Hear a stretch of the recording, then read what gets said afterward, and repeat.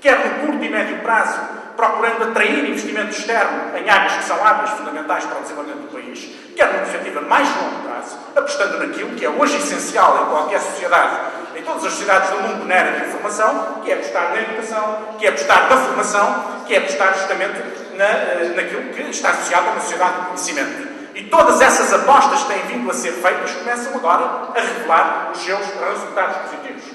Para além disso, tem havido uma preocupação séria, que de resto é prosseguida também noutros países europeus, no sentido de racionalizar e melhorar o nosso Estado Social. Não há aqui uma preocupação de pôr em causa o Estado Social, também não há aqui uma inibição de reformar o Estado Social, uma preocupação de o reformar para assegurar a sua manutenção e a sua viabilidade futura. E, portanto, sobre o país não me alongarei mais. A questão do Porto, que é a questão que para nós nos diz mais diretamente respeito e que também está associada com todas essas questões.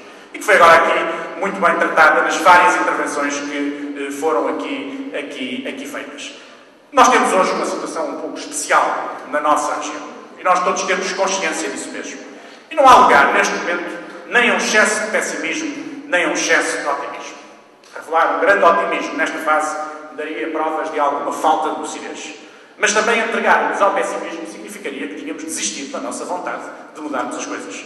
E nós somos eleitos e desempenhamos funções públicas justamente para mudarmos as coisas, para produzirmos um discurso e tomarmos decisões que mudem a realidade. Nós não fomos eleitos para comentar a realidade, nem para lamentar a realidade. Nós fomos eleitos para transformar a realidade.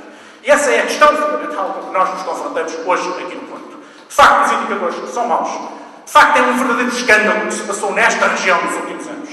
E haverá, com certeza, múltiplas explicações para isso, mas não deixa de ser um escândalo. O país aproximou-se pouco, durante muitos anos aproximou-se pouco, aproximou-se insuficientemente da média comunitária, muito menos dos outros países que beneficiaram dos mesmos apoios que nós beneficiamos nos últimos 15 ou 20 anos, a Grécia, a Espanha e a Irlanda, mas dentro do país há uma região que ainda por cima não só não se aproximou, como se afastou das médias comunitárias. Isto é verdadeiramente algo escandaloso. E se compararmos isto com a Galiza, com a região da Galiza, região tão próxima, sob vários pontos de vista, com enormes analogias connosco, então esse escândalo adquire uma expressão concreta, muito evidente e muito cruel para nós todos. Mas perante tudo isto, há agora que inverter esta situação. E eu julgo que nós temos condições, finalmente, para o fazer. E tudo se vai jogar nos próximos anos na gestão do processo de aplicação dos fundos comunitários nesta região. A verdade é que, quando se procura perceber, haverá várias explicações para isto. Nós temos um modelo económico especialmente aberto à concorrência internacional, muito alicerçado numa mão de obra muito intensiva e, portanto, mais facilmente atacável no contexto de globalização económica e comercial. Portanto, há várias explicações para isso. Mas a razão última, a razão de fundo, pela qual nós chegamos a esta situação, do meu ponto de vista, é uma única. Tem que ver com a circunstância do sistema de decisão político em Portugal estar excessivamente centralizado. Porque é que há uma região que cresce mais e que se até ultrapassa a média comunitária e todas as demais o não fazem e esta até entra num processo de afastamento. Por uma razão muito simples. Todos os processos, nomeadamente os processos que têm de ver com a gestão da aplicação dos fundos comunitários, estiveram, historicamente, excessivamente centralizados no nosso país. E dessa centralização, ou desse excesso de centralização, não decorrem apenas desvantagens do ponto de vista da racionalidade da distribuição de investimento, mas também decorrem desvantagens do ponto de vista da própria criação de riqueza no processo de determinação de investimento.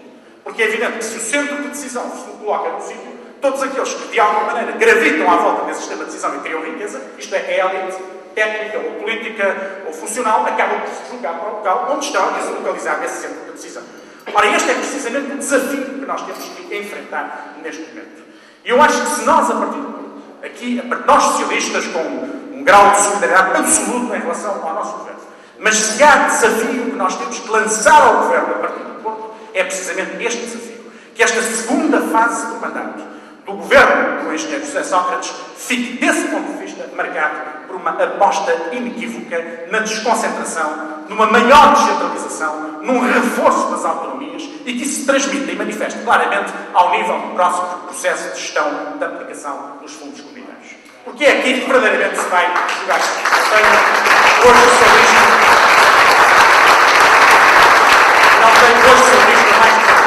Nós temos que mudar para terminar o nosso modelo. Há pouco o Fernando Gomes fazia referência E ouvir o Fernando Gomes também é outra coisa que é preciso dizer que o Laje citava Kant logo no início da sua intervenção, e também para nos atribuir a nós algumas responsabilidades neste processo. E o Gomes falava da questão e citava o exemplo daquela empresa espanhola, da Zara, da empresa galega. Porque é que a Zara foi capaz, num contexto de crise de todo o setor têxtil na Europa, o que resta na Europa de setor têxtil, nesse contexto, porque é que a Zara foi capaz de contrariar essa tendência e de se afirmar no quadro internacional, não tendo na Galiza tradição no setor têxtil, e a Corunha, pelos vistos, nenhuma mesmo, e porque é que o Norte de Portugal, que tem uma vastíssima e longa tradição nesse setor, não foi capaz de contrariar essa tendência.